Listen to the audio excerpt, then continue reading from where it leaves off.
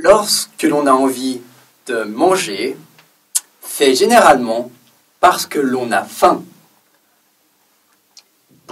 Lorsque l'on a faim, il est généralement temps d'aller au restaurant ou alors de cuisiner. On dit généralement que la cuisine française est réputée et que les Français aiment beaucoup cuisiner. Ce n'est pas toujours vrai aujourd'hui, mais il est vrai cependant que la cuisine française contient beaucoup de plats typiques ou traditionnels. Par exemple, on peut citer le bœuf bourguignon, qui est un plat typiquement français, composé de bœuf et de vin rouge principalement. On peut également citer les gratins, comme par exemple le gratin de pommes de terre, composé de pommes de terre et de fromage. On peut donc dire qu'il y a beaucoup de recettes françaises. Dans une recette, il y a donc plusieurs ingrédients, comme par exemple du fromage râpé, c'est-à-dire des tout petits morceaux de fromage. On utilise par exemple le fromage râpé pour préparer un gratin, comme le gratin de pommes de terre. D'autres ingrédients peuvent être par exemple l'ail ou l'oignon pour donner un peu plus de goût à nos plats. On peut également avoir des lardons qui sont des petits morceaux de porc ou encore différentes sortes de champignons. Ensuite, en français, signifie après. Par exemple, si l'on a faim, on peut d'abord cuisiner et ensuite passer à table. Passer à table est une expression française qui signifie venir s'installer à table pour manger. Ne pas tarder, en français, lorsque l'on est prêt à passer à table, on peut par exemple dire que l'on ne va pas tarder à passer à table. Je ne vais pas tarder contient donc tard, qui est l'opposé de tôt. Cela signifie donc que l'on va bientôt passer à table. C'est compris? Alors, passons tout de suite au dialogue numéro 3.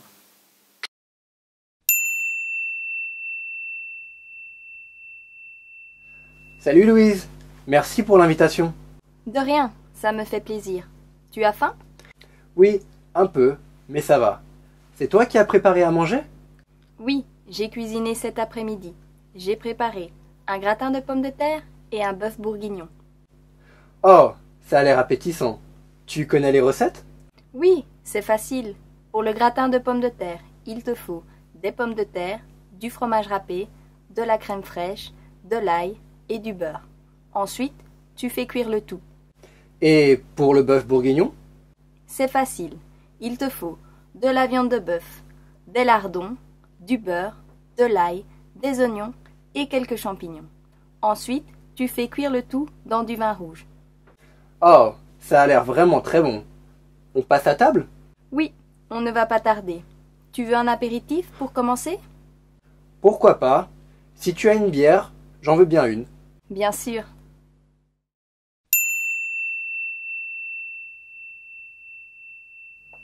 Adrien, tu as encore faim? Non, merci, mais c'était vraiment excellent. J'avais commandé un gâteau pour le dessert. Tu n'en veux pas un morceau? Un tout petit morceau alors. Et si tu as un digestif, j'en prendrai bien un peu. J'ai de la poire. Tu en veux? Parfait, merci.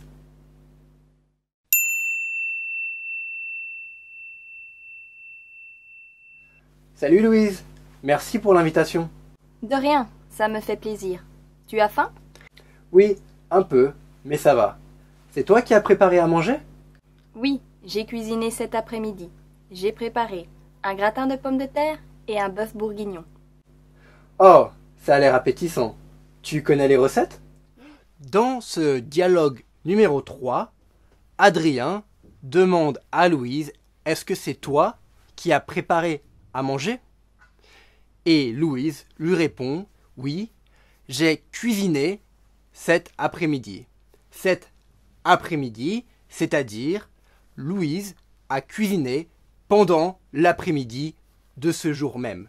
J'ai cuisiné cet après-midi, signifie j'ai cuisiné aujourd'hui pendant l'après-midi. Cet après-midi.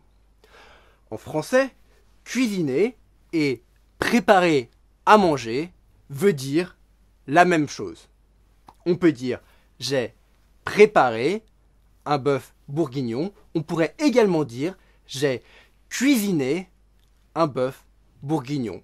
Et de manière générale, on peut dire j'ai préparé à manger ou alors j'ai cuisiné.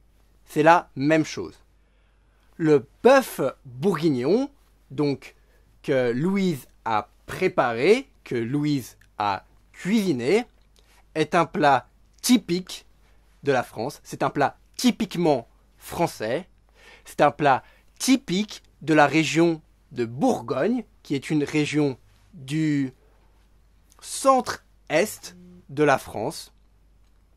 C'est un plat qui est donc constitué de bœuf que l'on fait cuire notamment avec du vin rouge de Bourgogne. Le bœuf bourguignon est un plat très réputé en France. C'est un plat typique de la région de Bourgogne. Le gratin de pommes de terre est un plat que l'on cuisine souvent en France. C'est un plat qui est également très populaire en France. C'est donc, comme nous l'avons expliqué dans le vocabulaire, c'est un plat constitué de pommes de terre que l'on fait cuire avec du fromage, souvent du fromage râpé, donc un gratin de pommes de terre. Parmi la famille, parmi ce groupe de gratins de pommes de terre, le plus populaire en France est sans doute le gratin dauphinois, qui est donc un gratin de pommes de terre originaire de cette partie de la France que l'on appelle le Dauphiné, donc dans le sud-est de la France. C'est donc pourquoi on appelle ce gratin le gratin dauphinois, qui est donc un plat également très populaire, très réputé en France, et notamment dans le Dauphiné, qui est donc cette région du sud-est de la France. Le Dauphiné, c'est là où se trouve, par exemple, la ville de Grenoble. Ensuite, Adrien dit à Louise, ça a l'air appétissant. Comme nous l'avons vu dans les leçons précédentes, l'adjectif appétissant veut dire qui donne de l'appétit. Donc, si le bœuf bourguignon et le gratin de pommes de terre ont l'air appétissants, c'est-à-dire ils ont l'air bons, ils me donnent de l'appétit, ils me donnent faim, ils me donnent envie de les manger. Ils sont donc appétissants.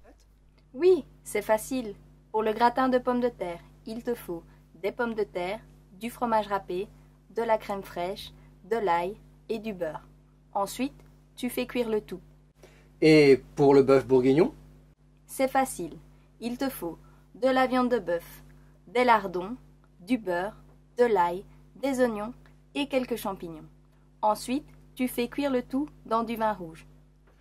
Ici, Louise présente d'abord tous les ingrédients dont elle a besoin pour préparer le gratin de pommes de terre. Après avoir présenté tous ces ingrédients, elle explique qu'il faut faire cuire le tout. Donc après, c'est-à-dire ensuite et après ont le même sens.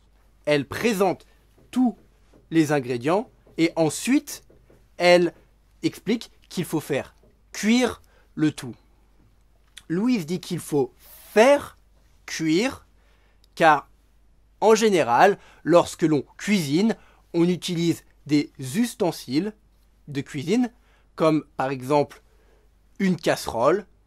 Donc c'est pourquoi on dit que l'on fait cuire des ingrédients, car on les fait cuire avec, par exemple, une casserole. Louise aurait pu également dire ensuite, on cuit le tout, mais en France, généralement, du moins lorsqu'on parle, généralement, on dira que l'on fait cuire des ingrédients. Ici, on fait cuire le tout. Le tout, ici, Louise dit on fait cuire le tout, car tous les ingrédients dont elle a besoin, les pommes de terre, le fromage râpé, etc., tous ces ingrédients forment un tout, ce que l'on dit, on appelle ça un tout, c'est-à-dire l'ensemble des ingrédients dont on a besoin pour préparer le fromage râpé forme un tout. C'est pourquoi Louise peut dire on fait cuire le tout. Après cela, Adrien demande à Louise et pour le bœuf bourguignon, c'est-à-dire et à propos du bœuf bourguignon. Pour, ici, lorsqu'Adrien demande à Louise et pour, Adrien veut dire et à propos du bœuf bourguignon. Et pour et à propos de. Ce sont la même chose. Ensuite, donc, pour la recette du bœuf bourguignon, c'est-à-dire à propos de la recette du bœuf bourguignon, Louise explique à Adrien les ingrédients dont elle a besoin donc pour préparer le bœuf bourguignon. Elle explique qu'il lui faut de la viande de bœuf. De la viande de bœuf veut dire la même chose que du bœuf. Elle aurait pu dire il me faut du bœuf. Du bœuf veut dire de la viande de bœuf. Il faut noter ici que Louise dit de la viande de bœuf, de l'ail, du beurre. Car on ne peut pas compter, vraiment, on ne peut pas compter le beurre, on ne peut pas compter le bœuf ou la viande de bœuf, on ne peut pas vraiment compter l'ail. On en veut une certaine quantité. Au contraire, elle dit il faut également des lardons, il faut des oignons et il faut quelques champignons, c'est-à-dire des champignons, quelques champignons. On peut compter les oignons, les lardons et les champignons que l'on met dans le plat que l'on prépare, donc ici le bœuf bourguignon. C'est pourquoi on dit des lardons, des oignons, des champignons, quelques champignons. Car on peut compter les lardons, on peut dire par exemple 10 lardons, on peut dire par exemple 10 champignons, on peut dire 10 oignons. On peut compter, donc on dit des lardons, des oignons, des champignons. On ne dirait pas du lardon, de l'oignon ou du champignon. Ce ne serait pas vraiment correct dans ce cas ici. Donc je répète, ici pour les quantités qu'on ne peut pas vraiment compter, donc la viande de bœuf ou le beurre ou ici l'ail, Louise dit donc qu'il lui faut de la viande de bœuf, de l'ail, du beurre, c'est-à-dire une certaine quantité qu'on ne peut pas vraiment compter, mais elle dit des lardons, des oignons et des champignons, quelques champignons. Donc ces lardons, oignons et champignons, ici, sont des ingrédients qu'elle peut compter. C'est pourquoi elle dit des, elle ne dit pas de ou du. Après cela, Louise, à nouveau, explique qu'il faut faire cuire le tout, c'est-à-dire tous ces ingrédients pour le bœuf bourguignon. Donc tous ces ingrédients forment un tout. Donc il faut faire cuire le tout dans un demi-litre de vin rouge. Un demi-litre de vin rouge, c'est-à-dire la moitié d'un litre de vin rouge, un demi-litre de vin rouge. Donc Louise, c'est la raison pour laquelle Louise explique qu'il faut faire cuire le tout dans un demi-litre de vin rouge. Adrien, tu as encore faim? Non, merci, mais c'était vraiment excellent. J'avais commandé un gâteau pour le dessert. Tu n'en veux pas un morceau? Un tout petit morceau alors. Et si tu as un digestif, j'en prendrai bien un peu. J'ai de la poire. Tu en veux? Parfait, merci. Ici, après que Louise ait expliqué à Adrien les recettes du gratin de pommes de terre et du bœuf bourguignon, Adrien répond « Oh, je vois. Ici, ne veut pas dire « je vois les recettes ». Je vois, dans ce cas, veut dire « j'ai compris ». En français, lorsque quelqu'un nous explique quelque chose, comme ici, Louise explique à Adrien les recettes du gratin de pommes de terre et du bœuf bourguignon, lorsque l'on a compris, lorsque l'on veut dire que l'on a compris, on peut dire « je vois ». Donc ici, lorsqu'Adrien répond à Louise « je vois », cela signifie qu'Adrien a compris ce que Louise vient de lui expliquer. Adrien a compris comment préparer le gratin de pommes de terre et le bœuf bourguignon. Ensuite, Adrien demande à Louise « on passe à table ?» On passe à table, donc, est une expression que l'on utilise souvent en France pour dire on va se mettre à table, on va aller à table pour manger. On va s'installer autour de la table pour manger. On dit donc très souvent en France, on passe à table, c'est-à-dire on va manger. Après que Adrien ait demandé à Louise s'ils allaient passer à table, Louise lui répond que oui, qu'ils ne vont pas tarder. Comme on l'a vu dans le vocabulaire, ils ne vont pas tarder, c'est-à-dire ils vont passer à table très rapidement. Ils ne vont pas tarder, ils vont passer à table très rapidement, très bientôt. Enfin, Louise demande à Adrien si avant de passer à table, si avant de manger, il voudrait boire quelque chose, s'il voudrait un apéritif. Comme nous l'avons vu dans les leçons précédentes, dans les dialogues précédents, en France, il est très habituel de boire un apéritif, de prendre un apéritif lorsque l'on mange avec des amis. Il est donc très habituel, très courant de prendre, de boire un apéritif avant de manger, avant de passer à table. Oh, ça a l'air vraiment très bon. On passe à table? Oui, on ne va pas tarder. Tu veux un apéritif pour commencer? Pourquoi pas? Si tu as une bière, j'en veux bien une. Bien sûr. Ici, à la fin du repas, Louise demande donc à Adrien, est-ce que tu as encore faim? Est-ce que tu as encore faim signifie donc, est-ce que tu as toujours faim? Est-ce que tu veux manger encore quelque chose? C'est donc pourquoi Adrien répond à Louise, non merci, je n'ai plus faim. Adrien ne peut pas répondre dans ce cas, il ne pourrait pas dire je n'ai pas faim, car Louise lui a demandé est-ce que tu as encore faim? Par exemple, on se rappelle donc, au début du repas, Louise avait demandé à Adrien est-ce que tu as faim? Et Adrien avait répondu oui, un petit peu, mais ça va.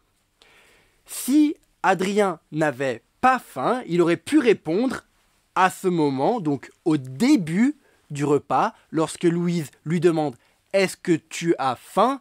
Adrien peut répondre « Non, je n'ai pas faim ». S'il n'a pas faim, Adrien peut répondre « Je n'ai pas faim ». Mais à la fin du repas, lorsque Louise lui demande « Est-ce que tu as encore faim ?»